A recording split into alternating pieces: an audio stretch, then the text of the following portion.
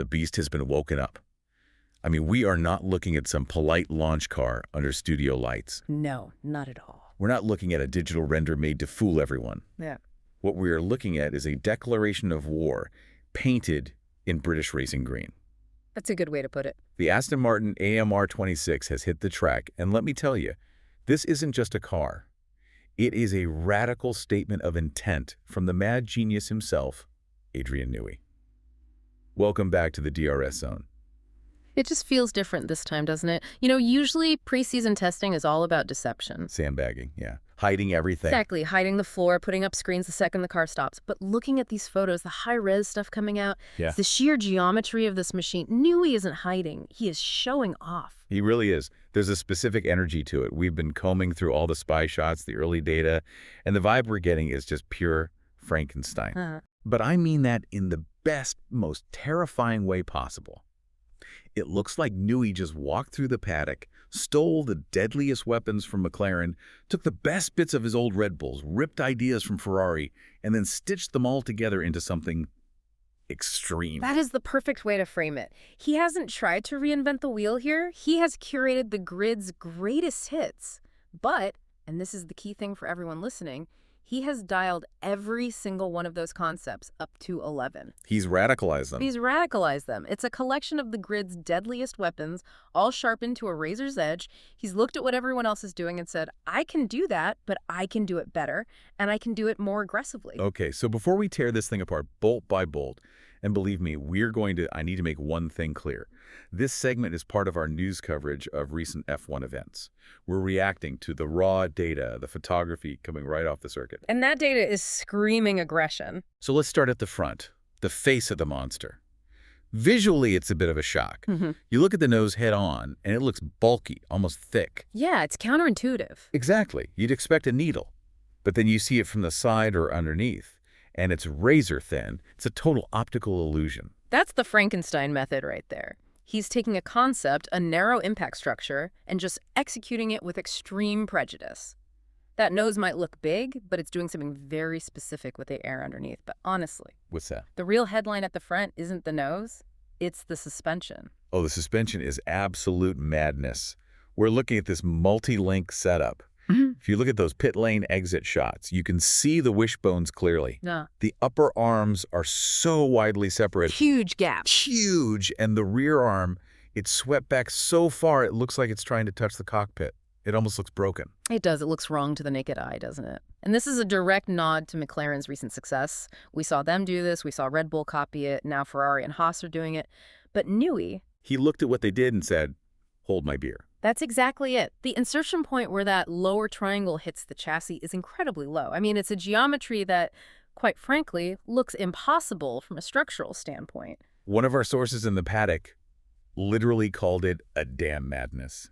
I don't think we've ever seen a rear insertion point that radical in modern F1. So let's break it down. Why?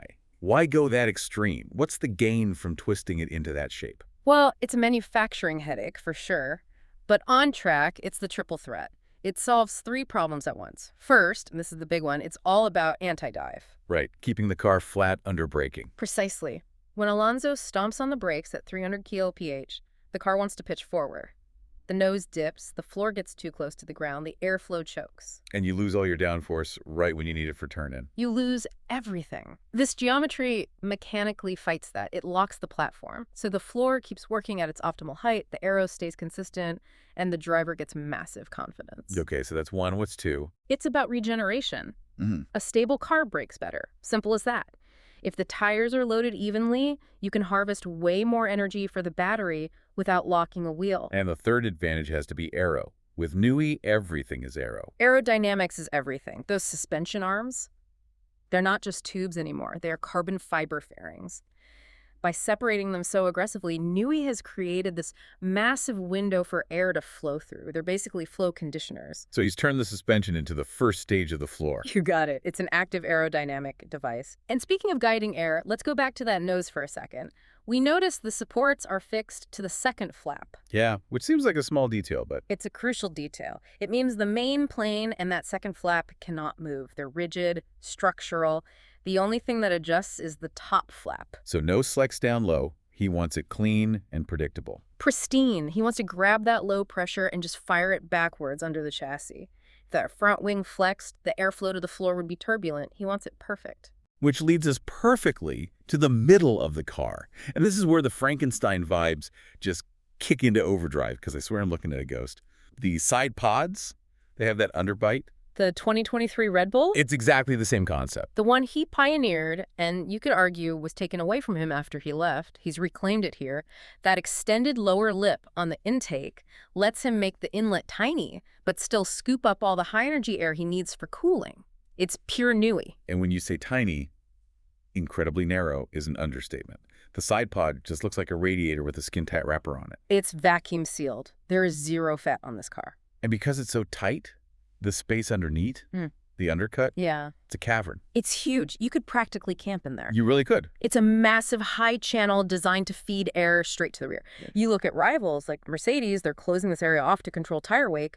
Newey's gone the other way. He has opened it up radically. He's building a highway for air to rush to the diffuser. But he didn't stop there. Look up. The airbox, right above the driver's head, we're seeing these aggressive, what are we calling them? Horns? Let's call them horns. These winglets sticking out the sides. It reminds me of the old McLAREN MP419. It looks mean. It looks very mean. So what's the deal there? This is where Newey gets cynical, and I absolutely love it. Yeah. This is peak F1. The regulations for the airbox area, they specify a maximum width. They say you can have bodywork this wide here. Right. But, and here's the loophole, they probably don't say that the entire width has to be for the engine air intake. Oh, I see where this is going. So he's following the letter of the law, but completely mocking the spirit of it. That's the game. He looked at the rule and said, I don't need that much air for the engine, so I'll take that allowed width and I'll just stick some aerodynamic deflectors there instead. He's putting bodywork in a restricted zone just to guide air to the rear wing. It's a cheat code that isn't technically cheating. Exactly. And that's the kind of thinking that wins championships. Speaking of weird bodywork, what about that thing at the start of the floor? The fans are calling it the FA1 duct. The mystery inlet. It's right near the T-tray, and it's so complex, so hidden, it's hard to even tell what it is. It looks like a vortex generator, maybe?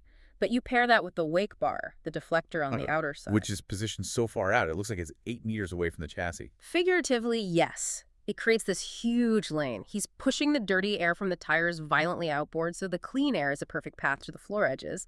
It is all about isolation. Dirty air out, clean air in. Newey is obsessed with keeping that air separate. Okay, we have to move to the back.